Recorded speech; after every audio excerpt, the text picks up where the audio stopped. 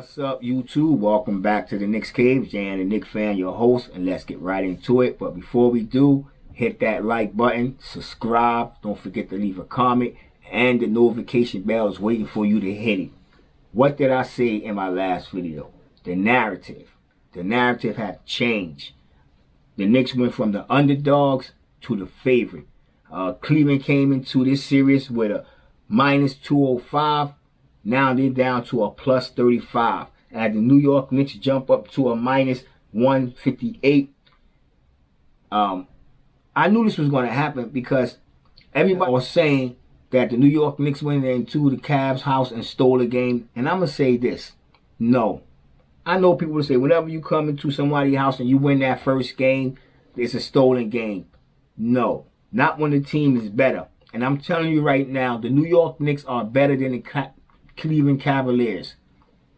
I know y'all been hearing the narrative all the way up to the playoffs, how great of a team that the Cavs are. And the Cavs are a good team. #1 in defense. They got one of the best players in the NBA right now, the young superstar that probably will, once LeBron James and Steph Curry retire, be the face of the NBA. And look what happened. And I'm going to tell you it's going to keep happening. So I can't wait to game 2.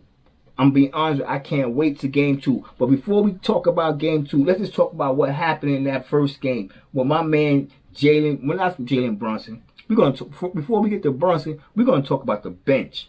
The bench. And even though Emmanuel quickly went 0 for 5 shooting, and he is a finalist for the 6th man, I'm hoping he get that award.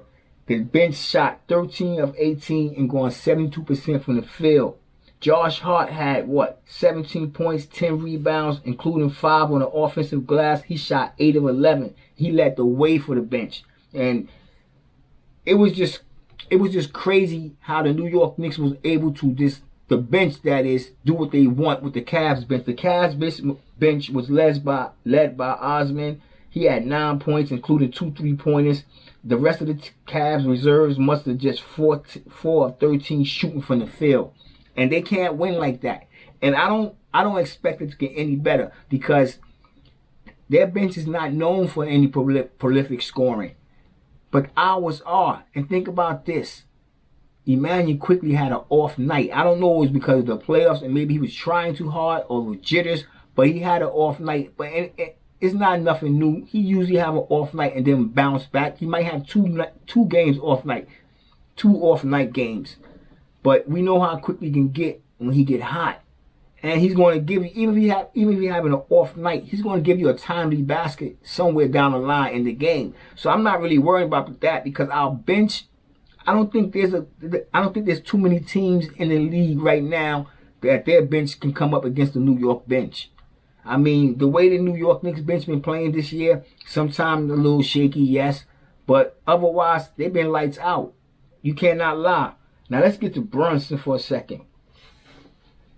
Brunson, he picked up 3 fouls with 19. Excuse me. He picked up 3 fouls with 9 minutes and 12 seconds left in the quarter.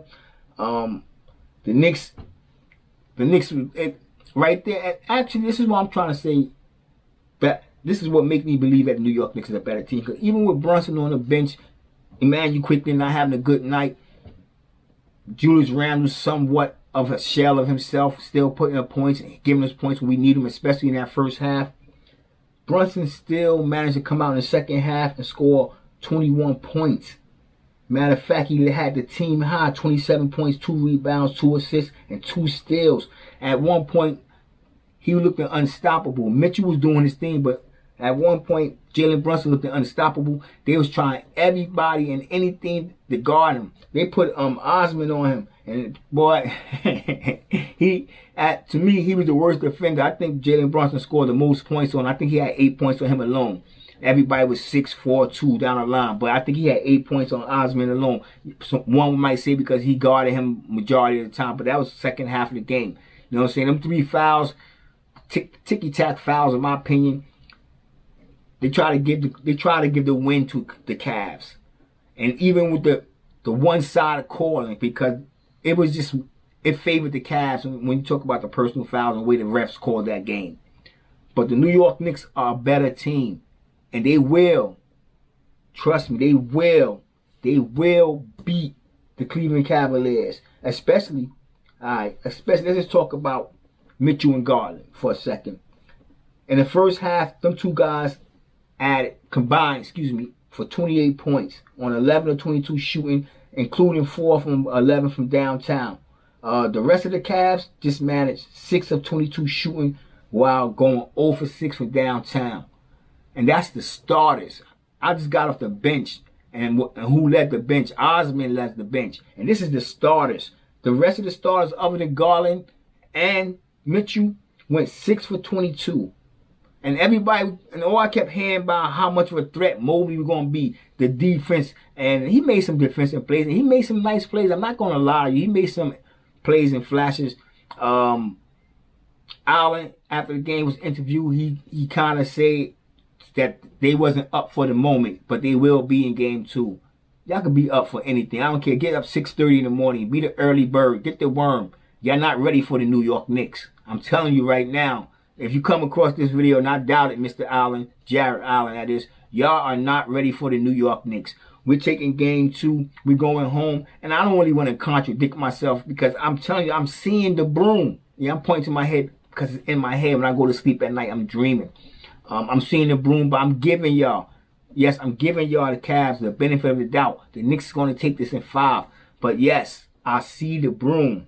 All right, let's get to what I'll continue about the Cavs. Garland, he contributed 7 points in the second half as he just shot 3 for 5 from the floor, including 1 3-pointer. Mitchell, he had 20 points in the second half, going 7 of 16 shooting, duplicating his 3 of 8 from the first half. He just shot 3 for 16 from downtown. Everyone else on the team went 9 of 18 shooting while knocking down just 2 of 5 3-pointers. Donovan, he finished with 38 points or 14 of 30 shooting while also tallying 8 assists, 5 rebounds, 3 steals.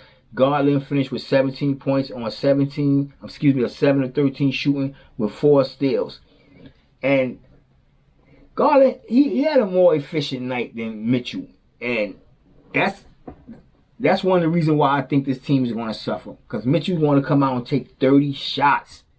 That's why I guess they're going to have to draw up a different game plan. But the thing is, if Mitchell don't get 30 shots, can the Cavs score? I don't think so. Y'all tell me in the comment section. And while y'all down there, don't forget to subscribe. And y'all all know my saying, but for those that don't, I'm going to hit y'all with it again. I want everybody to stay safe, stay healthy, God bless, and peace.